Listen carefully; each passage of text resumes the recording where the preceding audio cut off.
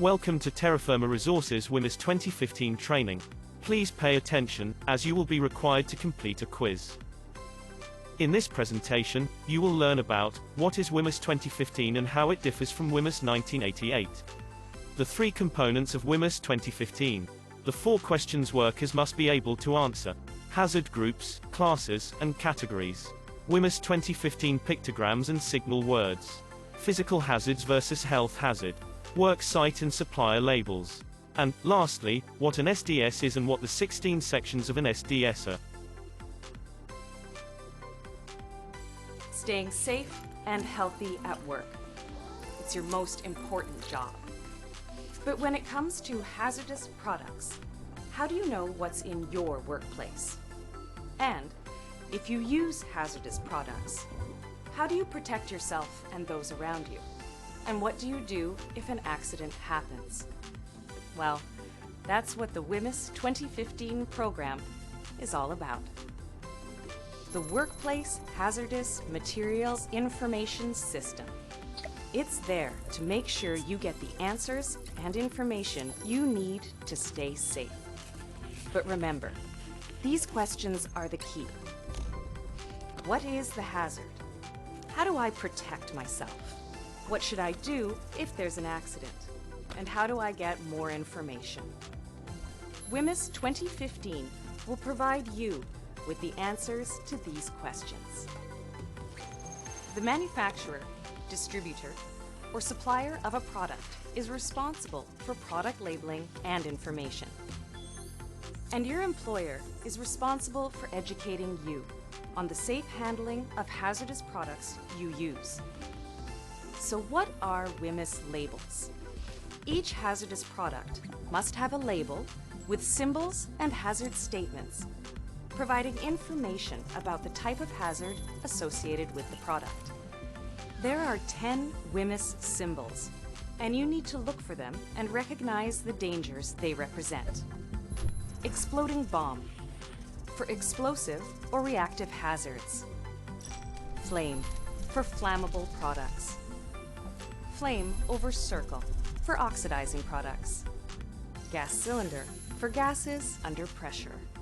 Corrosion, for corrosive hazards to metal, skin, and eyes. Skull and crossbones, can cause death or toxicity with exposure. Exclamation mark, may cause less serious health effects. Health hazard, may cause serious health effects such as cancer. Biohazardous, infectious materials and toxins that cause disease. Environment, may cause damage to the aquatic environment. This is optional in Canada. Whmis labels must also include warnings and precautions for safe use. Your employer is responsible for making sure Whmis labels have been applied to all hazardous products in your workplace. But Whmis also demands that all suppliers and distributors provide a lot more information about their products via safety data sheets, or SDS. These sheets provide all the information you need to know about the product to ensure your safety, and what to do in the event of an accident or emergency. These sheets must be readily available on the job site to all workers. Once your employer has made sure both labels and safety data sheets are in place, you must be trained on how the system works, including the safe use and handling of all the hazardous products in your workplace. So, those are the basic facts. But it all comes back to you asking the 4 questions. What is the hazard? How do I protect myself? What should I do if there is an accident? And how do I get more information?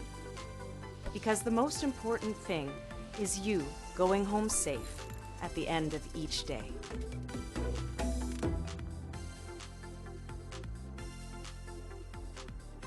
Whmis stands for Workplace Hazardous Materials Information System. It was originally established in 1988, with the latest update the program being in 2015. The system has not changed under Whmis 2015, but it does introduce the globally harmonized system of classification and labeling of chemicals, or GHS. As a system, Whmis worker education is the same across Canada, with the federal government focusing on manufacturers, suppliers, and importers. Provincially, the focus is workers and employees, and each employer must provide Whmis training specific to their company and work sites. In general, Whmis is a Canada-wide system that helps to ensure workers have the information they need to work safely with hazardous products. In terms of legislation, the federal government applies the Hazardous Products Act and Regulations, or HPA and HPR. This focuses on suppliers, manufacturers, and importers. The legislation outlines how hazardous products are classified in Canada and establishes standards for labels, pictograms, signal words, precautionary statements, hazard statements, and safety data sheets. Whmis under the Alberta government, however, applies under the Occupational Health and Safety Act, Regulations, and Code. This focuses on workers and employers at a worksite. It outlines worker and employer responsibilities in the workplace and establishes requirements for worker education and site-specific training. Products not covered by Whmis 2015 can include the following: consumer products, dangerous goods, explosives, fertilizers, hazardous waste, manufactured articles, nuclear substances, pesticides, and radioactive substances. Even though these products are not covered under the system, they may appear at a work site and may still be harmful to workers. There are three main components to Whmis 2015: education and training, labels, and safety data sheets. We will be reviewing all three of these components in this training video. There are two facets to Whmis 2015 education and training: worker education and site-specific training. Worker education focuses on information about Whmis, including Whmis components, Whmis training requirements, hazard classification system, hazard communication system, precautionary statements, work site and supplier labels, and safety data sheets, or SDSs.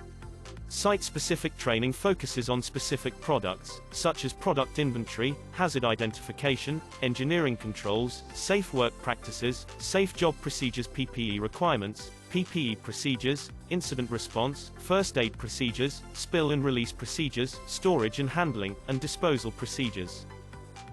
Workers performing any of the following actions are considered to be working with hazardous products: storing, handling, using, and disposing. A worker supervising another worker who is storing, handling, using, or disposing is also working with hazardous chemicals.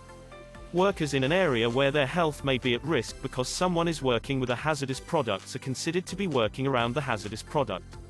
The risk depends on the following factors, which should be identified in a hazard assessment: quantity of product, form of the products, level of enclosure, schedule of work activities, and persistence of product after use.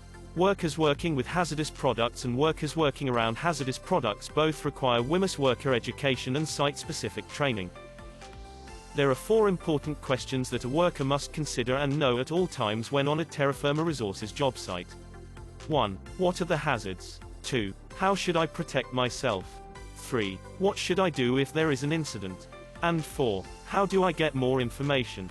Until a worker is able to answer these four questions about every hazardous product they work with or around, they are not considered Whmis trained. What are the hazards? Employers must do the following to ensure that hazards are known: maintain an inventory of all hazardous products at the work site, conduct hazard assessments related to the use of hazardous products, establish procedures to minimize work exposure, and ensure all labels are in place and all SDSs are current. Worker must do the following to ensure they know the hazards: participate in hazard assessments, identify hazardous products being used or that will be in the area, and read and understand information on all labels and SDSs. What should I do if there is an incident? Employers must train workers on emergency procedures involving hazardous products. Workers must read, understand, and follow all safe work practices and safe job procedures for emergency procedures and spill or release procedures. How do I get more information? Employers must ensure SDSs are readily available to all workers on site and workers must know how to access SDSs. To recap, as a change from Whmis 1988, Whmis 2015 introduces the GHS. GHS stands for Globally Harmonized System and is an internationally agreed upon standard managed by the United Nations that was set up to replace the assortment of hazardous material classification and labeling schemes previously used around the world. Workers are trained through both worker education topics and site-specific training. Examples of worker education topics are Whmis training requirements, hazard classification system, hazard communications, work site NAD supplier labels and safety data sheets, and precautionary statements. Examples of site-specific training are incident response and first aid procedures, product inventory and hazard identification, spill and release procedures, storage, handling, and disposal procedures and engineering controls and PPE requirements. Whmis 2015 uses GHS hazard groups, classes, and categories to classify hazardous products. Each group has classes and each class will have one or more category. There are two types of hazard groups: physical hazard and health hazard. Physical hazards are based on the physical or chemical properties of the product, such as flammability, reactivity, or corrosivity to metals. Health hazards are based on the ability of a product to cause a health effects, such as eye irritation, respiratory sensitization, or carcinogenicity or ability to cause cancer. The chart on the right side of the screen shows potential physical hazards and potential health hazards. Under each hazard group, in green, there are hazard classes. These are shown in blue. For example, a hazard class under the physical hazard group for diesel fuel includes flammable liquid. A hazard class under the health hazard group for diesel fuel includes aspiration hazard, carcinogenicity, STOT single exposure, STOT repeated exposure, skin irritation, and eye irritation. Another example, a hazard class under the physical hazard group for hydrochloric acid includes corrosive to metals. A hazard class under the health hazard group for hydrochloric acid includes acute toxicity, skin corrosion or irritation, serious eye damage or eye irritation, carcinogenicity, and STOT single exposure. Each hazard class has at least one category. Hazard categories help to identify the degree of a hazard by using a numbered system. Some classes also have subcategories that use numbers and letters. Category 1 hazards are more hazardous than Category 3 hazards. Category 2B hazards are less hazardous than 2A hazards. To recap, there are two hazard groups in Whmis 2015. Physical hazards and health hazards.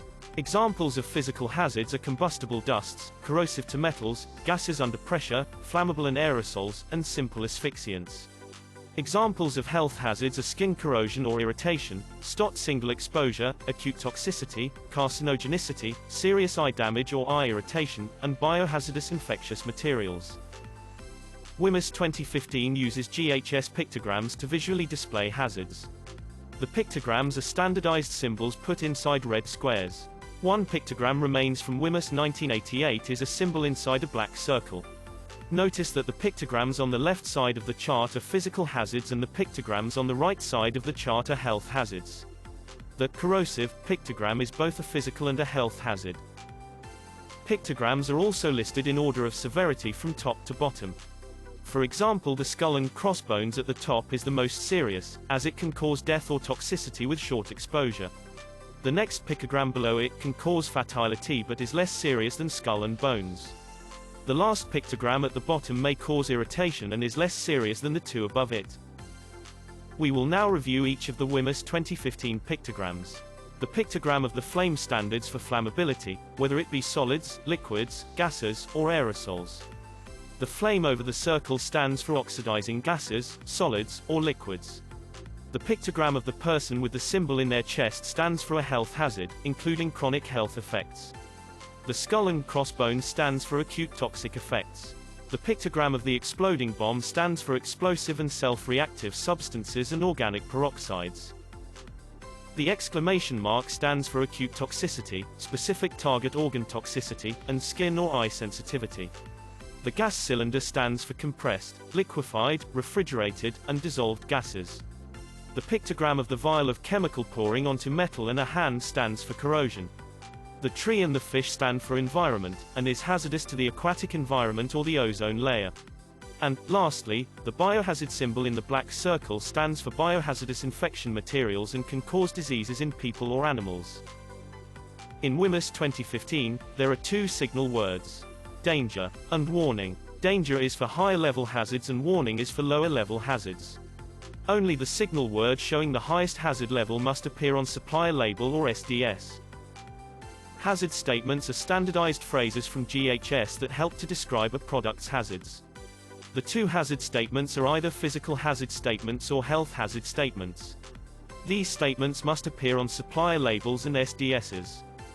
For example, diesel fuel. A hazard class under the physical hazard group for diesel fuel will include a hazard statement. A hazard class under the health hazard group includes aspiration hazard, carcinogenicity, STOT, single exposure, STOT, repeated exposure, and skin or eye irritation. And a hazard class under the environmental health group includes chronic aquatic toxicity. You can see how hazard groups, classes, and categories work in the table shown. For example, in the physical hazard group, there can be a hazard class for flammable liquids. Within this class, there are 4 categories. The hazard identification for the first category includes a flammable pictogram, with a danger signal word, and a hazard statement saying that it is extremely flammable liquid and vapor. One more example. In the health hazard group in this table, there can be a hazard class for serious eye damage or eye irritation. Within this class, there are 3 categories. The hazard identification for the first category includes a corrosion pictogram, with a danger signal word, and a hazard statement saying that it causes serious eye damage. To recap, there are 2 hazard groups, physical hazards and health hazards. Examples of physical hazards include: heating may cause an explosion, contains gas under pressure, may explode if heated, highly flammable liquid and vapor, and combustible liquid. Examples of health hazards include: causes eye irritation, may cause cancer, toxic if inhaled, and may damage fertility or unborn child. Precautionary statements are another type of standardized phrase from GHS. They help workers find ways to reduce or prevent exposure to hazardous products. These statements must appear on supplier labels and SDSs. 1. Prevention, or ways to reduce exposure to a product. 2. Storage, or conditions for proper storage. 3. Response, or actions for first aid, spills, and fires. And 4. Disposal, or requirements for proper disposal. Examples of prevention precautionary statements can include: keep away from heat, hot surfaces, sparks, open flames, and other ignition sources. No smoking. Do not spray on an open flame or other ignition source. Do not allow contact with water. Keep container tightly closed. Keep cool. Use only non-sparking tools. Do not breathe dust, fumes, gas, mist, vapors, or spray. Do not get in eyes, on skin, or on clothing. Avoid contact during pregnancy or while nursing. Do not eat, drink, or smoke when using this product. Use only outdoors or in a well-ventilated area. Wear protective gloves, protective clothing, eye protection, and face protection. And wear fire or flame-resistant or flame-retardant clothing. Examples of storage precautionary statements can include: store in a dry place, store in a well-ventilated place, store in a closed container, store in a corrosive-resistant container. Protect from sunlight. Do not expose to temperatures exceeding 50 degrees Celsius. And store away from other materials. Examples of response precautionary statements can include: if swallowed, on skin, inhaled, or in eyes, do the following. Immediately call a poison center, doctor, etc. Get immediate medical advice or attention. Do not induce vomiting. Brush of loose particles from skin. Thaw frosted parts with lukewarm water. Do not rub affected areas. Remove person to fresh air and keep comfortable for breathing. Rinse skin with water. Take off contaminated clothing. Wash contaminated clothing before reuse. In case of fire, do the following. Explosion risk in case of fire. Stop leak if safe to do so. Leaking gas fire. Do not extinguish unless leak can be stopped safely. Use a specific method to extinguish. Evacuate area. Eliminate all ignition sources if safe to do so. And collect spillage. An example of a disposal precautionary statement is: dispose of contents or containers to the following location or in the following manner. To recap, there are 4 types of precautionary statements. 1 is prevention, 2 is storage, 3 is response, and 4 is disposal. Precautionary statements reduce or prevent exposures, while hazard statements describe a product's hazards. Examples of prevention include: do not spray on an open flame or other ignition source. Do not get in eyes, on skin, or on clothing. Use only outdoors or in a well-ventilated area. And wear fire, flame-resistant, retardant clothing. Examples of response include, rinse skin with water or shower. Use dry chemical to extinguish. Do not induce vomiting. And stop leak if safe to do so. Examples of storage include, protect from sunlight. And, lastly, examples of disposal include, dispose of contents or containers to local recycling facility. Work site and supplier labels are used to communicate product information to workers. The two types of labels are, work site labels and supplier labels. Work site labels are created by workers at a work site using supplier labels and SDS. They are based on information from supplier labels and must have three required elements. They may include pictograms, signal words, and hazard statements, and they should be in a language appropriate to the work site. Supplier labels are created by suppliers, manufacturers, and importers. They are based on information from SDS and must have 6 required elements. They may have supplemental product information and must be available in both French and English. Worksite labels are used when products are decanted, or, in other words, when products are moved from one container to another. There is only one main situation where a worksite label is not required, and for this to be so, the following 3 conditions must be satisfied. 1. The product will be used by only one worker for one shift. 2. The product will be under the control of that worker at all times. And 3. The product will be put back into its original container at shift end or immediately after use. Even if this is the case, the worker must still put the product identifier on the container being used. Please review these 2 pictures. In the both examples, the product is being decanted from a larger barrel into a smaller container. The larger barrel in both pictures must have a supplier label with all 6 elements. If the 3 criteria listed on the previous slide are not met, then the worksite label complete all 3 elements must be placed on the smaller container as shown in the first picture.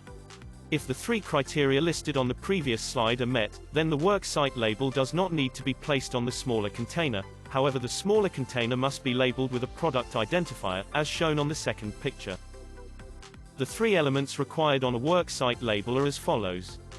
1. Product identifier. 2. Precautionary measures. And 3. Reference to SDS. In this example, the product is Super Solvex. The precautionary measures listed focus on safe handling and include precautionary statements for prevention and storage. It also refers to the handler to the product's safety data sheet. Notice that the optional signal work, danger, is used, as well as the Whmis 2015 pictograms showing that the product is flammable, toxic, a hazard to health, and an irritant at a minimum. The 6 elements required on a supplier label are as follows. 1. Product identifier. 2. Hazard pictograms. 3. Signal word. 4. Hazard statements. 5. Precautionary statements. 6. Supplier identifier. In this case, the product identifier is, again, Super Solvex. The same hazard pictograms are shown, as well as the signal word, danger. Note that the pictograms and signal word in this case is not optional. The hazard statements are included, describing in detail the hazards of the product, and the precautionary statements are included as well, but in much greater detail. Lastly, the supplier's name is identified on the label as well as its location and contact information. You can create a worksite label from a supplier label by taking the product identifier or name of the product, the precautionary measures, and a reference to the SDS from the supplier label and placing it on a worksite label. You will be required to create a worksite label when decanting products. Safety data sheets, or SDSs, provide detailed information about hazardous products. In Alberta, they must be readily available to all workers on all shifts. Employers must use the information on safety data sheets to prepare safe work practices and safe job procedures. There are 16 sections on a safety data sheet, which we will review in the following slides. 1. Identification of product and supplier. This section includes GHS product identifier, other means of identification, recommended use of the chemical and restrictions on use, supplier's details including name, address, phone number, etc., and emergency phone number. 2. Hazard identification. This section includes GHS classification, GHS label elements, including precautionary statements. Hazard symbols may be provided or the name of the symbol. and other hazards which do not result in classification, such as dust explosion hazard, for example, hazards that are not covered by the GHS.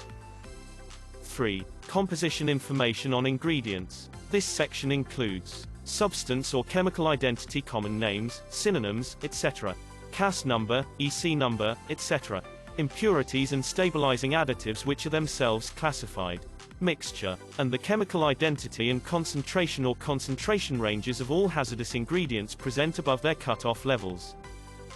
4. First aid measures. This section includes description of necessary measures, according to the different routes of exposure, such as inhalation, skin and eye contact, and ingestion. Most important symptoms or effects, both acute and delayed, and indication of immediate medical attention and special treatment needed. 5. Firefighting measures. This section includes suitable and unsuitable extinguishing media, specific hazards arising from the chemical, for example, nature of any hazardous combustion products, and special protective equipment and precautions for firefighters. 6. Accidental release measures. This section includes personal precautions, protective equipment, and emergency procedures, environmental precautions, and methods and materials for containment and cleanup. 7. Handling and storage. This section includes precautions for safe handling, and conditions for safe storage, including any incompatibilities. 8.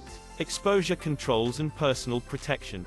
This section includes control parameters, such as occupational exposure limit values or biological limit values, appropriate engineering controls, and individual protection measures, such as personal protective equipment.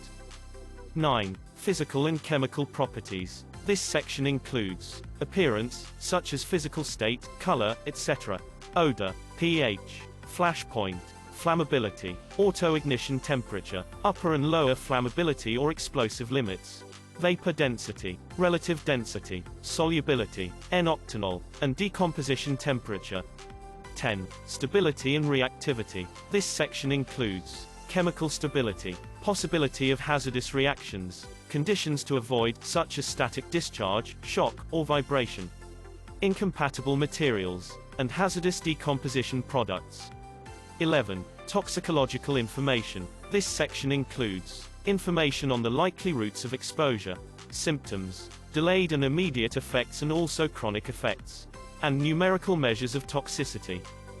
12. Ecological information. This section includes ecotoxicity, persistence and degradability, bioaccumulative potential, mobility in soil, and other adverse effects.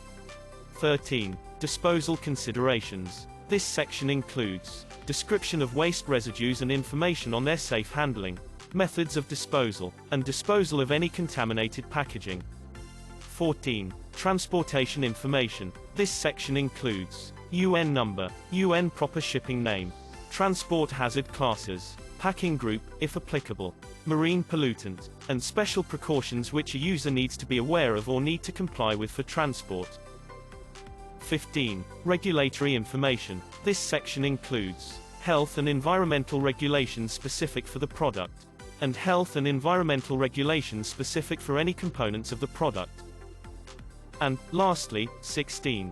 Other information. This section includes information on preparation and revision of the SDS and the NFPA placard. Thank you for your time and attention. You are now requested to review a site-specific SDS and complete the written Whmis 2015 quiz. Thank you.